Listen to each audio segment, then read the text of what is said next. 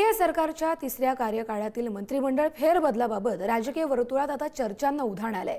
येत्या आठवड्यात पंतप्रधान नरेंद्र मोदी यांच्या मंत्रिमंडळात मोठ्या पातळीवर बदल पाहायला मिळू शकतात। या मंत्रिमंडळ विस्तारामध्ये अनेक नवे चेहरेही दिसतील, तर काही जुन्या चेहऱ्यांना मंत्रिमंडळातून डच्चू दिला जाण्याची शक्यता आहे। विद्यमान शिक्षण मंत्री धर्मेंद्र प्रधान आणि पेट्रोलियम मंत्री हरदीप सिंग पुरी यांना मंत्रिमंडळातून वगळलं जाण्याची दाट शक्यता आहे। महाराष्ट्रातून शिवसेनेचे खासदार श्रीकांत शिंदे यांना विस्तारित मंत्रिमंडळात जागा मिळण्याची दाट शक्यता आहे। त्यांच्या व्यतिरिक्त शिवसेनेमध्ये नुकत्याच दाखल झालेल्या 6 खासदारांपैकी एकाचा मंत्रिमंडळामध्ये समावेश देखील होऊ शकतो। सूत्रांनी दिलेल्या माहितीनुसार या फेरबदलामध्ये अनेक बड्या नेत्यांच्या जबाबदाऱ्यांमध्ये काही बदल करण्यासोबतच काही नव्या नेत्यांचा मंत्रिमंडळामध्ये समावेश केला जाऊ शकतो। या संदर्भातले अधिकचे अपडेट घेऊया आपले प्रतिनिधी शिवाजी काळे यांच्याकडून। शिवाजी, मोदी मंत्रिमंडळाचा हा मंत्रिमंडळ विस्तार मोदी 3.0 चा एक आगळा वेगळा प्रयोग असणार आहे। यामध्ये आश्चर्यकारकरित्या महाराष्ट्रातील एक पक्ष केंद्रातील सत्तेमध्ये सहभागी झाला तर आश्चर्य वाटायला नको।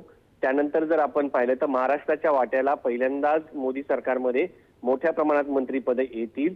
साधारणपणे जर विचार केला, एक नवीन पक्ष जर सोबत आला तर त्या पक्षाला एक कॅबिनेट दिलं जाईल।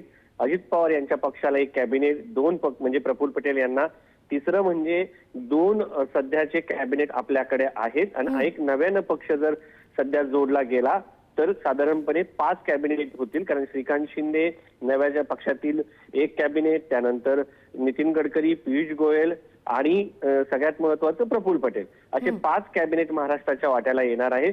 सध्या 2 राज्यमंत्री पद आहेत, एक रक्षा खडसे आणि पुण्याहून जर आपण पाहिलं तर एक राज्यमंत्री पद आहे। तर या सगळ्या दृष्टिकोनातून जर आपण पाहिलं तर महाराष्ट्राच्या वाट्याला भरीव एक कॅबिनेटमध्ये आणि राज्यमंत्री पदामध्ये अधिक वाढ होताना आपल्याला पाहायला मिळणार। कारण शिंदे यांच्या पक्षाला एक राज्यमंत्री पद अधिकच मिळणार आहे। आयुष आणि केंद्रीय आरोग्य मंत्री म्हणून प्रतापराव जाधव सध्या आहेत आणि सध्या जर आपण पाहिलं त्यांचं काम चांगलं आहे। आयुष मंत्रालयाचं दिवसेंदिवस म्हणजे फक्त भारतातच नाही तर जगभरामध्ये योगाचं महत्व वाढत आहे पंतप्रधान नरेंद्र मोदी यांच्या नेतृत्वामध्ये। त्याच्यामध्ये प्रतापराव जाधव यांचं काम चांगलं आहे। रक्षा खडसे महिला आहे महाराष्ट्रामधून, त्याचबरोबर खेळाच्या क्षेत्रामध्ये आणि अलीकडच्या काळात महिला विधेयकामध्ये त्यांनी महत्वाची भूमिका बजावलेली होती। त्यामुळं त्यांना एक बढती मिळू शकते, मात्र त्यांचं काम देखील चांगलं असल्यानं त्यांना दत्तू मिळणार नाही हे एकंदरीत या ठिकाणी म्हणावं लागेल। दुसरीकडे जर आपण पाहिलं गेलं तर मुरलीधर मोहोळ केंद्रीय राज्यमंत्री आहेत आणि त्यांच्याकडे महत्वाचं म्हणजे सहकार खातं आहे, ज्या माध्यमातून महाराष्ट्राला त्याचबरोबर देशभरामध्ये एक सहकारी संस्थांना ऊर्जितावस्था आलेली आहे।